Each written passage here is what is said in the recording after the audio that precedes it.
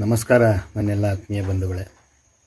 ಇವತ್ತು ಈ S T ಅನ್ನೋದು ಯಾವ ರೀತಿ ಆಗಿಬಿಟ್ಟಿದೆ ಅಂತಂದರೆ, ಯಾವುದೇ ಸಮುದಾಯಗಳು ಸಿಕ್ಕಿದ್ರೂ ಕೂಡ ಈ ರಾಜಕೀಯ ವ್ಯಕ್ತಿಗಳು, ಎಲ್ಲ ಪಕ್ಷದವರು ನಾನು ಹೇಳ್ತಾ ಇರೋದು, ಎಲ್ಲ ಪಕ್ಷದ ರಾಜಕೀಯ ವ್ಯಕ್ತಿಗಳು ಎಷ್ಟಿಗೆ ಸೇರಿಸ್ತೀವಿ ಅಂತೇಳಿ ಸುಳ್ಳು ಆಶ್ವಾಸನೆಗಳನ್ನು ಕೊಡೋದು, ಮತ್ತು ಅವ್ರಿಗೆ ಬೇಕಾಬಿಟ್ಟು ಆಶ್ವಾಸನೆಗಳನ್ನು ಕೊಟ್ಟು ಎಸ್ ಟಿ ಏನು ಅಂದರೆ, ಎಸ್ ಟಿ ಅಂತಂದರೆ ಏನು ಒಂಥರ ಖಾಲಿ ಬಿದ್ದಿದೆಯಾ ಇಲಾಖೆ? ಇವತ್ತು ಒಂದು ಪ್ರಬಲವಾದ ಸಮುದಾಯವನ್ನು ಎಸ್ ಟಿಗೆ ಸೇರ್ಸಕ್ಕೆ ಕೊಟ್ಟಿದ್ದಾರೆ. ನಾಳೆ ಅದರ ಪರವಾಗಿ ಕುರುಬ ಸಮುದಾಯವನ್ನು ಎಸ್ ಟಿ ಸೇರಿಸೋದ್ರ ಪರವಾಗಿ ಒಂದು ಸಭೆಯನ್ನು ಕೂಡ ಕರೆದಿದ್ದಾರೆ. ಯಾವ ಆಧಾರ ಇಟ್ಕೊಂಡು ನೀವು ಸಭೆ ಕರೀತಾ ಇದ್ದೀರಿ? ಯಾವ ಒಂದು ಪುರುಷಾರ್ಥಕ್ಕೋಸ್ಕರ ಈ ಸಭೆ ಕರೀತಾ ಇದ್ದೀರಿ? ಎಸ್ ಟಿನಲ್ಲಿ ಈಗಾಗಲೇ 100 ಜಾತಿಗಳಿದ್ದಾವೆ. ಇನ್ನೂ ಎಷ್ಟು ಜನಾಂಗಗಳನ್ನು ನೀವು ಎಸ್ ಟಿಗೆ ಸೇರಿಸ್ಬೇಕು ಅಂತ ಹೊರಟಿದ್ದೀರಿ? ಯಾಕೆ ಈ ರೀತಿ ನಮ್ಮ ಸಮುದಾಯಕ್ಕೆ ಅನ್ಯಾಯ ಮಾಡ್ಕೊಂಡು ಬರ್ತಾ ಇದ್ದೀರಾ ನೀವು? ಯಾಕೆ ನೀವು ಬೇರೆ ಯಾವುದೋ ಒಂದು ಕ್ಯಾಟಗರಿ ಫಿಕ್ಸ್ ಮಾಡಿ ಅದಕ್ಕೆ ಇಷ್ಟು ಪರ್ಸೆಂಟೇಜ್ ಅಂತ ರೈಸ್ ಮಾಡಿ ಅದನ್ನು ಕೊಡೋದಕ್ಕಾಗೋದಿಲ್ವಾ? ಎಸ್ ಟಿನೇ ಯಾಕೆ ನಿಮ್ಮ ಎಲ್ಲರ ಒಂದು ಕಣ್ಣಲ್ಲಿ ಎಸ್ ಟಿ ಅಂತ ಬಿದ್ದುಬಿಟ್ಟಿದೆ?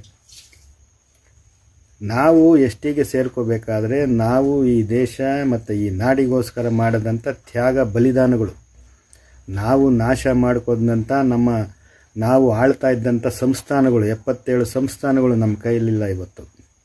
ಆ ಸಂಸ್ಥಾನಗಳ ಜೊತೆಗೆ ಆ ಸಂಸ್ಥಾನದ ಅಧೀನದಲ್ಲಿದ್ದಂಥ ಭೂಮಿಗಳು ನಮ್ಮ ಕೈಯಲ್ಲಿಲ್ಲ.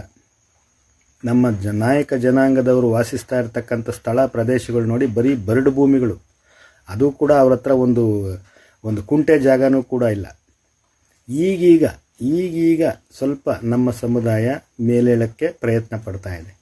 ಅಂಥ ಸಂದರ್ಭದಲ್ಲಿ ನೀವೆಲ್ಲ ಸಮುದಾಯಗಳನ್ನು ಎಸ್ ಟಿಗೆ ಸೇರಿಸಿ ಅದರಲ್ಲೂ ಇವತ್ತು ಈ ಪ್ರಬಲವಾದಂಥ ಸಮುದಾಯ, ನಾನು ನೋಡಿ ಕುರುಬ ಸಮುದಾಯಕ್ಕೆ ಒಂದು ಮಾತು ಹೇಳೋಕ್ಕೆ ಇಚ್ಛೆ ಪಡ್ತೇನೆ. ನಿಮಗೆ 15% ರಿಸರ್ವೇಷನ್ ಸಿಗ್ತಾ ಇದೆ. ಅದರಲ್ಲಿ ಮೇಜರ್ ಕಮ್ಯುನಿಟಿ ಇರೋದು ನಿಮ್ಮದೇ. ಅದರಲ್ಲಿ ಎಲ್ಲ ಬೇರೆ ಕಮ್ಯುನಿಟೀಸ್ಗಿಂತ ಜಾಸ್ತಿ ಸೌಲಭ್ಯ ಪಡ್ಕೊಳ್ತಾ ಇರೋದು ಕೂಡ ನೀವೇ. ಎಸ್ ಟಿಗೆ ಬಂದರೆ ನಿಜವಾಗ್ಲೂ ಹೇಳ್ತೀನಿ ನೋಡಿ, ಏನೂ ಸಿಗೋದಿಲ್ಲ ನಿಮಗೆ. ಯಾವ ಫೆಸಿಲಿಟೀಸ್ ಸಿಗಲ್ಲ, ಗೌರ್ಮೆಂಟ್ ಜಾಬು ಸಿಗೋದಿಲ್ಲ, ಏನೂ ಸಿಗೋದಿಲ್ಲ. ಇದನ್ನು ದಯವಿಟ್ಟು ನೀವು ಮೈಂಡಿಂದ ತೆಗೆಯೋದು ಒಳ್ಳೆಯದು. ಎಸ್ ಟಿ ಅಂದ್ಕೊಂಡು. ಅದರಿಂದ ನಾನು ಹೇಳೋದಿಷ್ಟೇ, ಎಲ್ಲ ರಾಜಕೀಯ ಪಕ್ಷಗಳಿಗೂ ಮತ್ತು ನಾನು ಪಕ್ಷಾತೀತವಾಗಿ ಮಾತಾಡ್ತಾ ಇದ್ದೀನಿ, ಎಲ್ಲ ರಾಜಕೀಯ ಪಕ್ಷಗಳಿಗೂ ಹೇಳೋದಿಷ್ಟೇ, ವಿನಾಕಾರಣ ನೀವು ಎಲ್ಲರನ್ನೂ ತಂದು ನಾವು ಎಸ್ ಟಿಗೆ ಸೇರಿಸ್ತೀವಿ ಅಂತ ಸುಳ್ಳು ಭರವಸೆಗಳನ್ನು ಕೊಡೋದಕ್ಕೆ ಹೋಗಬೇಡಿ.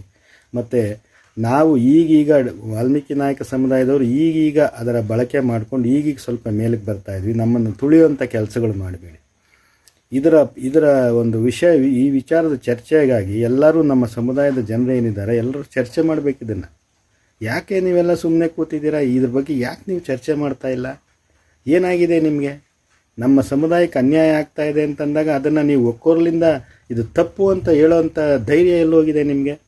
ಯಾವ ಸರ್ಕಾರ ಇದ್ದರೆ ಏನು, ಯಾವ ಪಕ್ಷ ಇದ್ದರೆ ಏನು? ಪಕ್ಷಾತೀತವಾಗಿ ನಮ್ಮ ಸಮುದಾಯಕ್ಕೆ ಅನ್ಯಾಯ ಆದಾಗ ಪಕ್ಷಾತೀತವಾಗಿ, ರಾಜಕೀಯಾತೀತವಾಗಿ ನೀವು ಹೋರಾಟ ಮಾಡಬೇಕು. ಯಾಕೆ ನೀವು ಹೋರಾಟಗಳು ಮಾಡ್ತಾ ಇಲ್ಲ? ಯಾವುದೇ ಕಾರಣಕ್ಕೂ ನೋಡಿ, ನನ್ನ ಮನವಿ ಇಷ್ಟೇ, ಯಾವುದೇ ಕಾರಣಕ್ಕೂ ಬಲಿಷ್ಠ ಸಮುದಾಯಗಳನ್ನು ಕುಲಶಾಸ್ತ್ರೀಯ ಅಧ್ಯಯನ ಮಾಡಿದೆ. ಅಧ್ಯಯನ ಎಲ್ಲಿದೆ? ಆ ಕುಲಶಾಸ್ತ್ರ ಅಧ್ಯಯನ ಮಾಡಿರ್ತಕ್ಕಂಥ ರಿಪೋರ್ಟ್ ಎಲ್ಲಿದೆ? ಏನು ಹೇಳುತ್ತೆ ಕುಲಶಾಸ್ತ್ರ ಅಧ್ಯಯನ? ಯಾವ ಆಧಾರದ ಮೇಲೆ ನೀವು ಕುಲಶಾಸ್ತ್ರ ಅಧ್ಯಯನ ಮಾಡಿದ್ದೀರಿ? ಇದೆಲ್ಲ ತಗೊಂಡು ಆ ರಿಪೋರ್ಟ್ ಜನಗಳಿಗೆ ಬಹಿರಂಗಪಡಿಸಿ. ನೀವು ಏನೂ ಇಲ್ಲದೇ ಏಕಾಏಕಿ ನಾವು ಎಸ್ ಟಿಗೆ ಸೇರಿಸ್ಬಿಡ್ತೀವಿ ಅಂಥೇಳಿ ಸಭೆ ಕರೆಯೋದು, ಇದು ನಿಜಕ್ಕೂ ನಮ್ಮ ವಾಲ್ಮೀಕಿ ನಾಯಕ ಜನಾಂಗಕ್ಕೆ ಮಾಡ್ತಾ ಇರ್ತಕ್ಕಂಥ ಅನ್ಯಾಯ. ಇದನ್ನು ನಿಜಕ್ಕೂ ನಾನಂತೂ ಸಹಿಸೋದಿಲ್ಲ. ನಮ್ಮ ಸಮುದಾಯದವರು ಕೂಡ ಇದಕ್ಕೆ ಮೇಲೆದ್ದು ಒಂದು ಉತ್ತರವನ್ನು ಕೊಡಲೇಬೇಕಾಗ್ತದೆ. ಎಲ್ರಿಗೂ ಒಳ್ಳೆಯದಾಗಲಿ. ಜೈ ವಾಲ್ಮೀಕಿ.